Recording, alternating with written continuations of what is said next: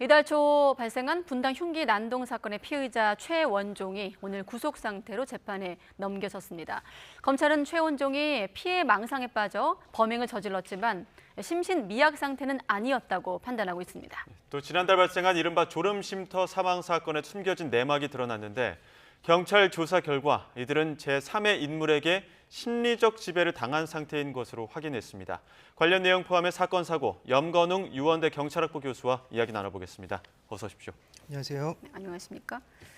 일단 최원종이 구속 상태로 재판에 넘겨졌고 지난 3일에 사건이 발생한 이후 한 분이 추가로도 희생이 됐습니다. 특히나 실명과 사진을 유족이 공개하지 않았습니까? 그 배경 포함해서 함께 설명해 주시죠. 네, 일단 김혜빈 씨입니다. 고 네. 김혜빈 씨고요. 그 밝고 긍정적 성격의 미대생이었어요. 당일날도 아르바이트를 갔다가 돌아오는 그런 상황이었는데 사실 유족도 이 내용을 자신의 그 자녀의 이 신분을 밝히는 게 굉장히 꺼려졌을 텐데 네. 굳이 밝히신 이유는 그런 이유인 거죠.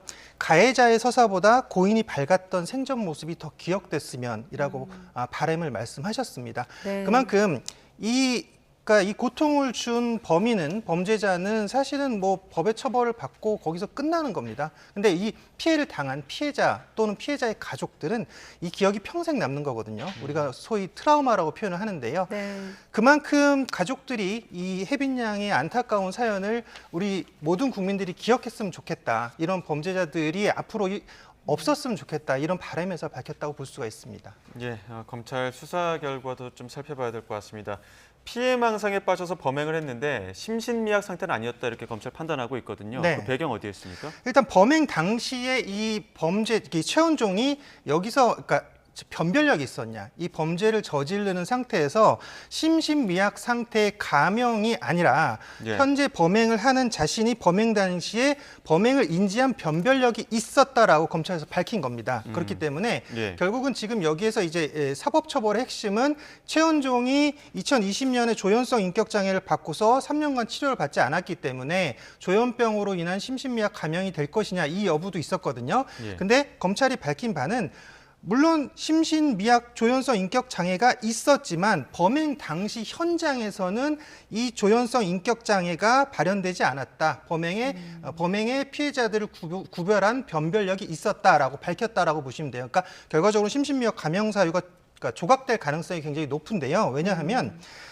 지금 이 최원종이 지금 당시에 이미 이 사실에 대해서 네.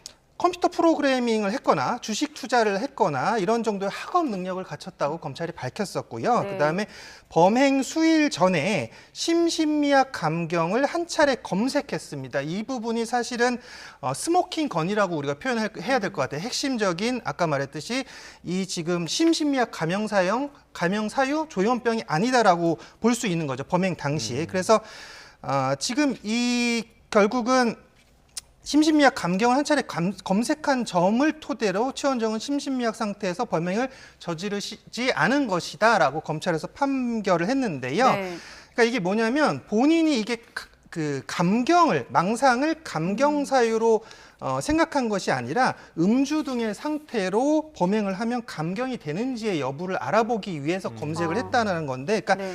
그만큼 망상이 지금 범죄로 이어졌다는 얘기도 또 하는 거예요. 무슨 네. 얘기냐면, 그러니까 자신이 피해 망상에 몰두했고요. 그다음에 주변에 있는 사람들과 대화를 했는데 그것이 특정 커뮤니티에 있는 자신과 비슷한 이런 정신 상태를 갖고 있는 사람들과 대화를 통해서 이런 망상을 증폭시켰었습니다. 그리고 심지어 부모님을 찾아갔는데 너 치료받아야 된다라고 했더니 거기서도 부모님의 치료 권유가 나를 스토킹하는 그 조직원에 매수된 게 우리 부모다. 그렇기 네. 때문에 이런 직접적으로 이 조직을 공격해야 된다라고 서현역에 가서 이제 공격을 했다라는 얘기인데 네. 그만큼 망상에 빠져 있었지만 여기서 이미 심신미약 감경을 검색한 그런 내용이라든지 또 인지 능력이라든지 학습 능력이 주식 투자하는 컴퓨터 프로그램을 했다라는 것들을 이미 학습한 그런 내용들이 있고 네. 인지 능력이 있다는 점에서 심신미약 감형 사유가 되지 않을 것 같다라고 지금 검찰은 판단한 것 같습니다. 자, 유족과 친구들이 눈물의 호소를 통해서 혜빈이가 더 기억되길 그리고 가해자의 서사보다 고인이 더 기억되길 하며 큰 고민 끝에 이런 결정을 한 배경에는 명확한 범행 동기 또 강력한 처벌을 토대로 한 수사 촉구 아니겠습니까? 지금 적용된 혐의가 살인 미수, 살인 예비죄로 구속 기소됐거든요. 자, 앞으로 지금 방금 말씀하신 대목을 포함해서 지금 보면 계획범죄 정황도 드러난 상황이고 어떤 식으로 수사를 해 나갈지 형량까지 한번 함께 전망한다면 어떻습니까? 일단 두 분이 사망하셨습니다. 여기에 대해서 살인죄가 적용된 것이고요. 네. 살인 미수나 살인 예비죄는 이미 전날에 분당에 있는 백화점과 야탐역, 서현역에 흉기를 소지하고 갔었어요. 그래서 네. 이미 범행을 예비했었고 살인을 예비했었던 흔적이 있기 때문에 여기에 대해서 살인 미수와 살인 예비죄가 적용이 된 것이고요. 네. 그래서 결국은 사망자가 두 분이나 발생했고 나머지도 중상이 5분이고요. 7명이 아직도 경상에 있습니다. 그렇기 네. 때문에 굉장히 많은 다수의 무고한 시민들이 희생된 사건이었기 때문에 이 부분에 대해서 심신미약 감형보다는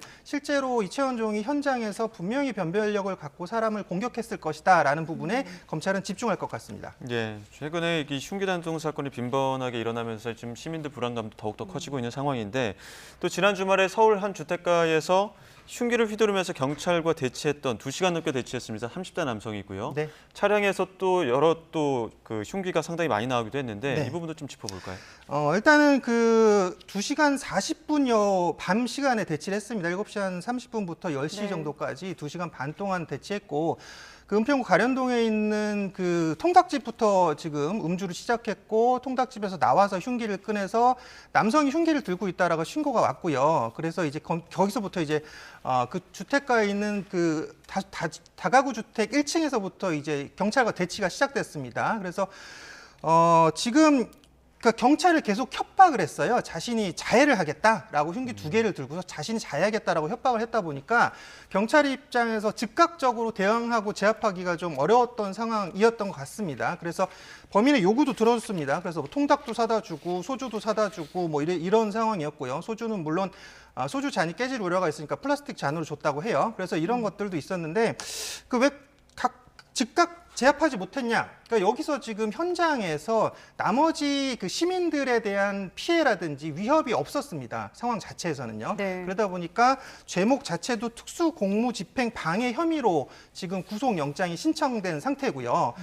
그리고 만약에 자해의 우려가 있는데 경찰이 이것을 묵살하고 만약에 제압을 했다라고 했을 때 이 사람이 실제로 정말 뭐 생명의 위험이 발생했다든지 또는 어떤 뭐 중상을 입었다든지 이러면 경찰 같은 경우도 또 책임을 질 수 있기 때문에 아마 대치 시간이 좀 길어졌던 것 같아요. 즉각적으로 테이저건을 사용하지도 못했던 부분도 그렇고요.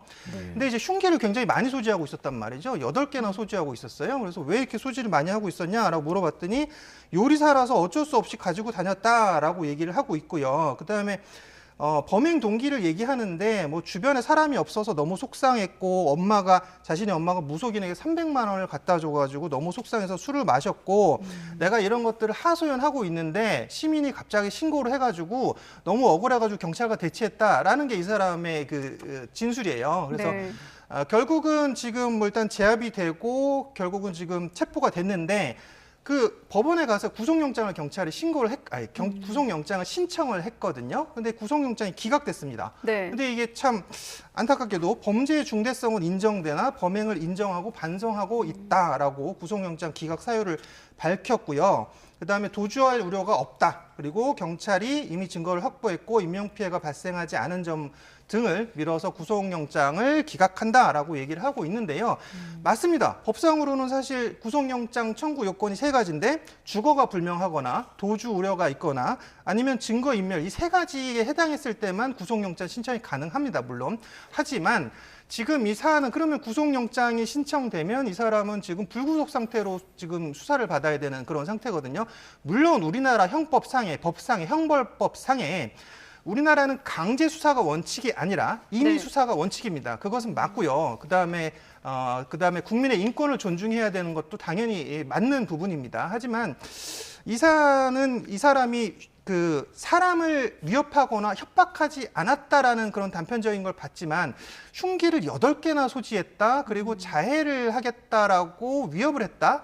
이런 것들에 있어서 좀 위험성이 보이긴 합니다. 충분히 위험성이 보이기 때문에 이런 것들을 법원에서 구속영장 신청 사유를 조금 더 넓게 해석해서 좀 보면 좋지 않을까라는 그런 좀 조심스러운 얘기도 드리고 싶고요.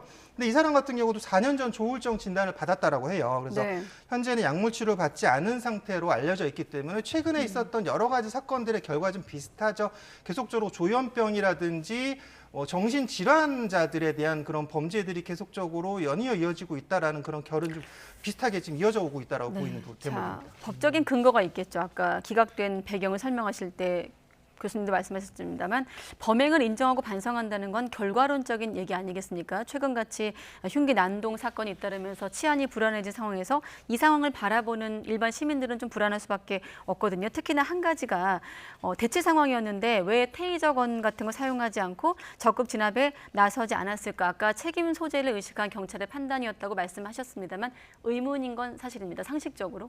그렇죠. 왜냐하면 지금 그 상황에서 바로 제압을 하지 않았을 때는 결국은 다수의 시민들이 또 위협을 당하거나 다칠 가능성이 좀 높아집니다. 네. 그렇기 때문에 그럼 경찰이 왜 이 상황에서 바로 즉각적으로 제압을 하지 않고 2시간 30분 동안 내버려 뒀느냐 이 문제로 이제 들어가게 되는데 지금 대통령께서도 밝히셨죠. 그래서 저위험 권총을 지급하겠다라는 얘기도 했고요. 지금 여러 가지 그 사회적인 대책들이 나오고 있는데 그러니까 그렇습니다. 지금 이런 범죄의 원인을 단순하게 지금 우리가 대응책 그리고 법을 강화하는 그런 방안으로만 볼 것이 아니라 네. 과연 이 사건들이 계속 연이어 일어나는 이유가 무엇인가를 우리가 좀 들여다봐야 되는데 일본하고 좀 비슷해요. 일본이 2000년대 이후부터 지금 이런 그 범행들이 발생했습니다. 그러니까 묻지마 범죄라고 하는데 지금 정부에서는 이상 동기 범죄라고 규정을 하고 있죠. 왜냐하면 네. 묻지마 범죄는 원인이 없어 보이기 때문에 이상 동기 범죄가 발생하는 그런 원인들이 이미 일본에서 2000년대부터 이 묻지마 살인 또는 묻지마 범죄, 이상동기 범죄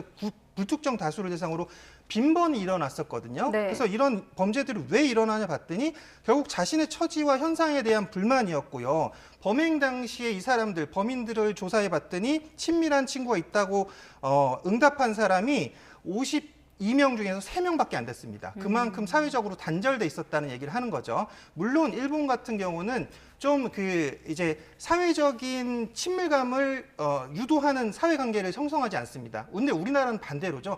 사회적으로 친밀감을 굉장히 중시하는 그런 상황인데 이것이 그러니까 청년층 고립을 문제 삼지 않았던 그런 상황이었다는 거죠. 근데 이것이 장기화된 어떤 코로나 상황이 이어졌고 거기에 이제 운둔형 외톨이라고 우리가 표현하는데 그런 상태에 있는 청년층들이 늘어났고 사회로부터 소외감을 갖고 고립된 상태에 있던 이 단절된 상태에서 자신만의 세계에 빠집니다.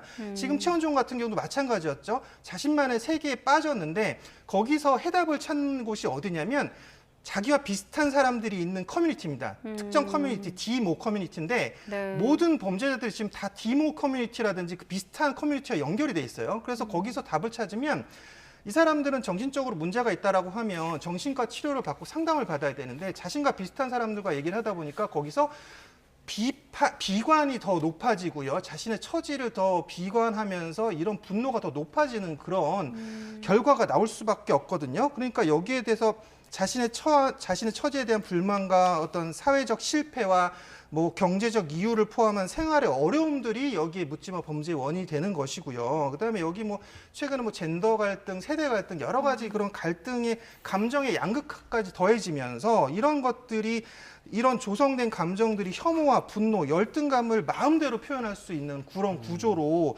평소에 가졌던 부정적 감정을 투사하는 그런 형태까지 이어지고 있는데 그래서 이런 사법적인 해결 방안만 볼 것이 아니라 우리가 이제는 그런 어떤 전반적인 사회 구조적인 문제를 좀 봐야 될 것 같아요. 그래서 이 사람들이 왜 이런 상태에 놓여 있는가를 보고서 사회적 문제를 좀 해결하고 이 사람들을 정상적인 사회 구성원으로 편입시킬 수 있는 그런 방안 그리고 정신질환자를 우리가 지금까지 방치했었던 그런 정부가 정신질환자를 치료할 수 있는 그런 방안까지 그다음에 신속 체포하고 경찰에게 강력하게 대응할 수 있는 그런 권한과 처벌까지도 우리가 눈여겨봐야 된다. 우리가 그런 것들을 개선해야 된다라고 생각합니다.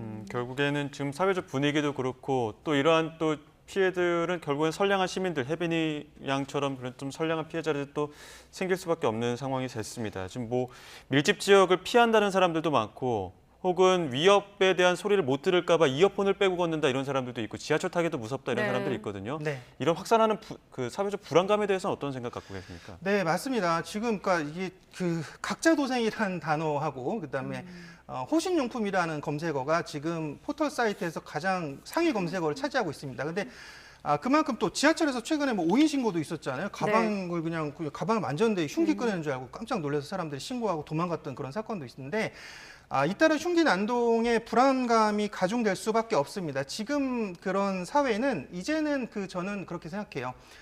우리가 항상 자위했었잖아요. 그러니까 우리가 안전한 사회다. 우리는 네. 총기가 없고 굉장히 안전한 사회다라고 자위했는데 지금 상황은 그렇지 않습니다. 이제는 이런 이상동기 범죄가 언제 어디서든 일어날 수 있는 그런 상황이 되었다. 그리고 아까 제가 이런 원인들을 좀 짚어드렸었지만 네. 그렇기 때문에 우리가 지금 패러다임을 바꿔야 돼요. 범죄에 대한 패러다임을 바꿔야 되고요. 아까 말했듯이 사법적인 대응 방안 강구해야 될 것 당연히 강구해야 되고 그다음에 경찰에게 이런 권한들을 좀 주어줘야 된다. 인권을 침해하지 않는 범위에 대해서는 즉각 대응할 수 있는 권한을 줘야 되는데 이 권한이 없다 보니까 이번에 지금 은평구에서도 즉각 대응을 못하게 되는 거죠. 그래서 이번에 저살상 권총을 주면 뭐합니까? 이것을 경찰들이 실제로 사용하지 않을 겁니다. 네. 그러니까 이런 권한들에서 면책 조항이 있습니다. 그래서 경찰들이 여기에 뭐 경찰관 직무집행법에 나와 있는데 이런 상황에서만 쓸 수 있다라는 부분이 있는데 그 내용을 없앤다고 지금 밝히고 있어요, 정부에서. 네. 과연 그걸 없앤다고 또 경찰들이 즉각 대응할 수 있을 것이냐.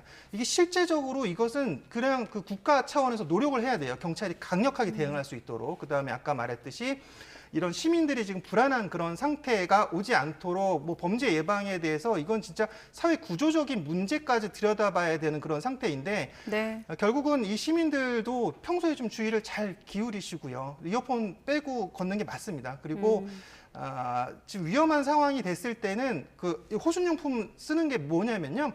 범죄자를 제압하겠다는 게 아니라 잠깐 시간을 버는 겁니다. 그래서 이런 호신용품 갖고 계시다면 활용할 수 있는 그런 지금 방법을 미리 터득하신 상태에서 활용하시면 좋을 것 같고요. 평소에 좀 주의를 기울여야 될 것 같습니다. 네, 알겠습니다. 자, 시간 관계상 한 가지 질문밖에 못 할 것 같은데 자, 졸음 쉼터 사망 사건, 뭐 기이한 사건이라고 해야 될지 충격을 좀 주는 사건인데 일단은 뭐 가스라이팅 정황도 드러나고 있고 짧게 요약을 해서 사건 어떤 개요와 함께 앞으로 추가 수사를 어떻게 전망하시는지까지 여쭤보고 마무리하겠습니다. 네, 전남 여수에서 일어났던 졸음 쉼터에서 일어난 사건인데요. 차량에 있던 B 씨와 C 씨가 서로 돌로 자신의 허벅지를 찍는 등 폭행을 합니다.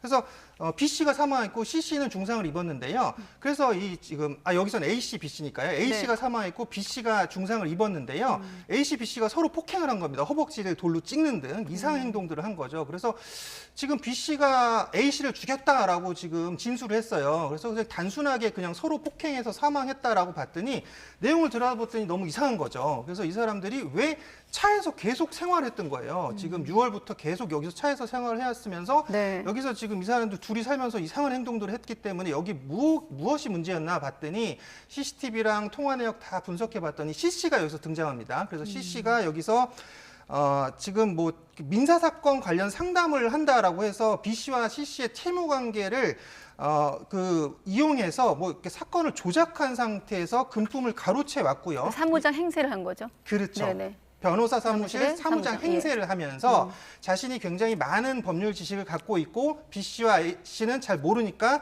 너희들은 내 말을 듣는 게 맞아라고 하면서 가스라이팅을 한 거죠. 그래서 이 사람들이 가스라이팅을 당했고 이 두 사람이 그 차량에서 생활을 하면서 여기서 지금 자신들이 폭행을 하는 그런 상황에 이르렀습니다. 그래서 여기에 대해서는 그 피해 승낙 확인서까지 두 사람에게 받았어요. 그래서 네. 이 피해에 대해서 묻지 않겠다라는 것까지 받았는데 이게 왜 심리적으로 이렇게 이 사람들이 말도 안 되는 상황에 B와 C 씨가 서로 폭행을 했을까? 그러니까 A 씨가 차곡차곡 이 사기를 치면서 거짓말을 하면서 그리고 자신이 당신들보다 지식이 더 뛰어난 사람이다라고 하면서 이 법률가 행세를 하면서 그다음 심리적으로 종속 지배한 그런 상태였기 때문에 이런 범행이 가능했다라고 볼 수 있습니다. 네, 알겠습니다. 사건 사고 오늘은 염건웅 교수와 함께 짚어봤습니다. 네, 교수님 오늘 말씀 고맙습니다.